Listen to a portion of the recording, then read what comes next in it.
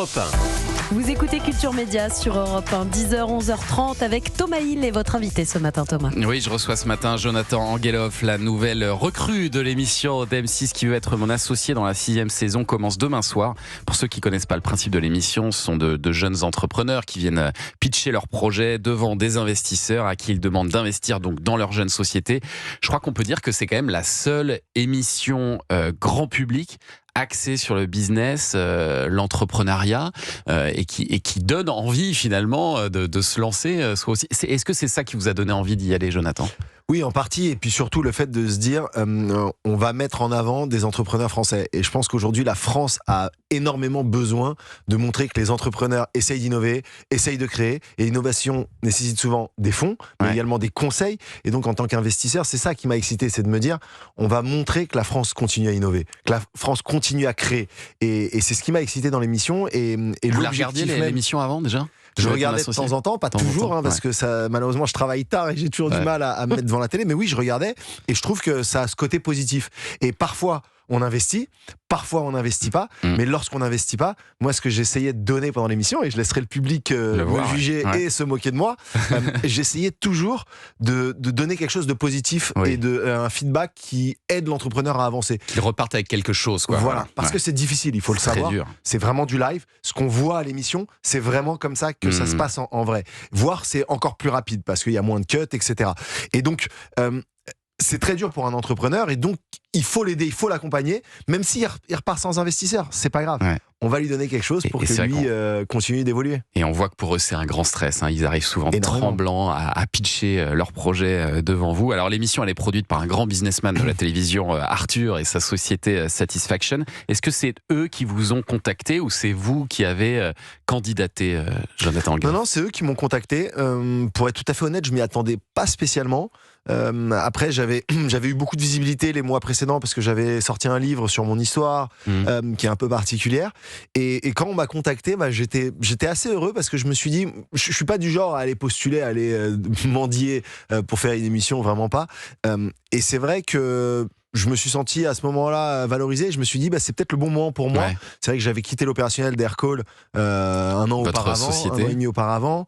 Et je m'étais dit, est-ce que c'est pas le moment pour moi, après avoir investi dans plus de 40 boîtes, de pourquoi pas continuer à le faire aussi de manière un peu plus visible, et d'essayer de faire passer ce message que j'essaye toujours de faire passer quand je passe à la télé, c'est de dire en fait, tout le monde peut entreprendre, c'est possible, c'est pas parce que on vient pas d'une famille d'entrepreneurs ou qu'on n'a pas fait la bonne école qu'on peut pas le faire. Et j'essaye souvent de mettre en avant ça, parce que moi-même, étant issu des quartiers populaires et j'ai grandi à l'aide sociale à l'enfance, on m'a jamais étendu la main, et j'essaye aujourd'hui de tendre un peu la main. Votre parcours, Jonathan Angelov, il est assez exceptionnel, parce que effectivement, on peut pas dire que vous êtes né avec une cuillère en argent dans la bouche. Rien ne vous prédestinait en fait à faire fortune, et vous avez fait fortune.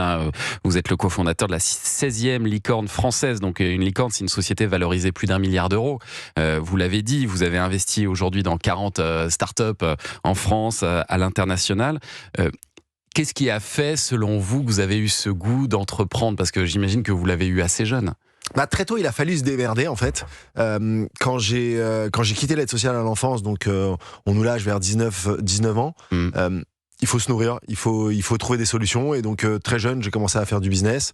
Assez jeune je me suis intéressé à l'immobilier, j'ai fait des petits prêts étudiants et j'ai commencé à acheter de l'immobilier que je mettais en location et ça me rapportait des rendements, et de fil en aiguille je faisais tout ce qui était possible d'acheter et de revendre sur internet, et jusqu'au jour où à l'âge de 27 ans je crée Aircall, avec comme ambition de révolutionner la téléphonie d'entreprise. En parallèle de tout ça, j'achète aussi de l'immobilier, j'achète des hôtels, des immeubles d'habitation, je crée un fonds d'investissement immobilier qui s'appelle Offstone.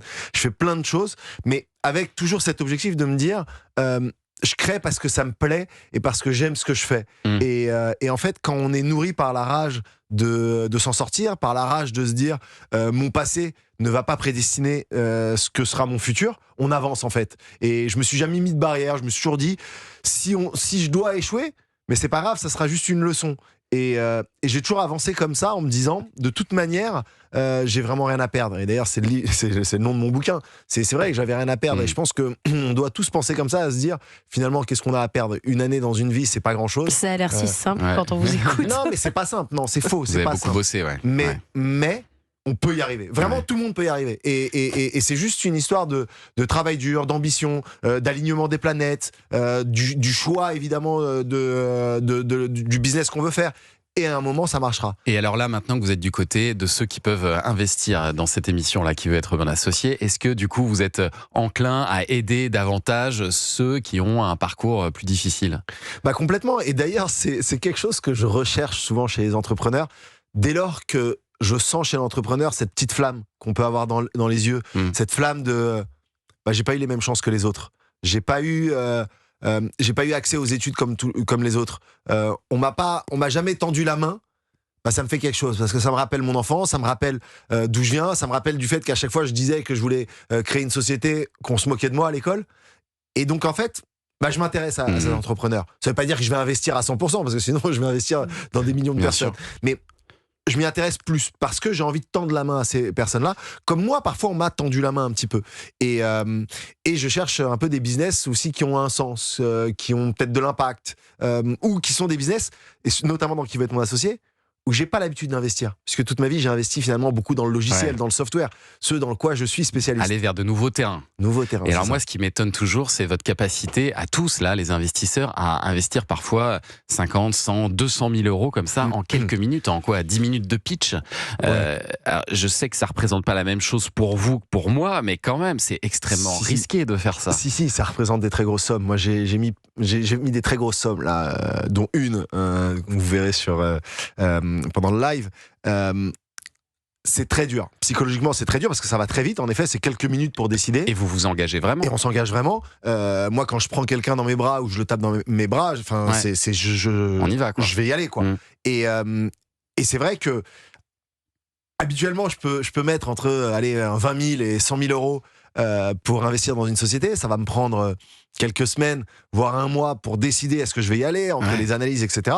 Là, je suis face à quelqu'un qui est tremblant, qui a les mains moites, qui a peur, qui est dans le stress. Je veux le réconforter et il faut y aller. Et il faut que nous, on paraisse sûrs de tout ça. En quelques minutes. Et c'est entre 50 000 et 250 000 parfois. Voilà. Il y a eu des grosses sommes qui se sont échangées cette année. Et donc, il faut y aller, quoi. Et c'est pas évident. C'est pas évident pour ceux qui pitchent, évidemment, pour les entrepreneurs qui sont dans un stress, évidemment. Il y en a qui ont l'impression de jouer leur vie.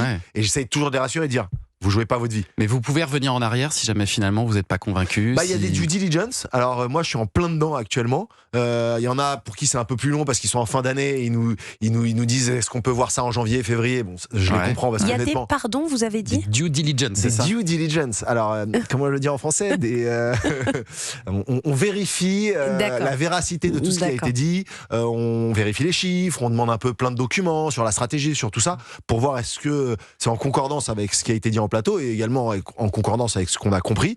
Et l'idée, c'est d'un petit peu de faire une vérification comme un fonds d'investissement fait. Ou donc comme ça peut éventuellement être cassé derrière. Cette promesse peut être rompue ça derrière. Arrive en fonction de... Et ça arrive des deux côtés. Ça peut arriver du côté d'investisseurs et ça peut arriver aussi du côté de l'entreprise qui dit mais finalement, moi, entre-temps, j'ai fait X fois le chiffre d'affaires et je vais pas. C'est malheureux. Il y a eu des cas et je sais que Kelly s'en remet pas. Et il y a eu un investissement qui s'est pas fait et elle était pas contente parce qu'elle était heureuse d'investir. Depuis 6 ans, l'émission a quand même aidé 200 entrepreneurs avec plus de 25 millions d'euros investis. On va découvrir les nouvelles histoires et les nouveaux entrepreneurs à partir de demain. Qui veut être mon associé, 6e saison qui commence donc demain soir 21h10 sur M6. Merci beaucoup Jonathan Angelov et on va vous suivre. Merci beaucoup. Et Culture Média continue, Thomas.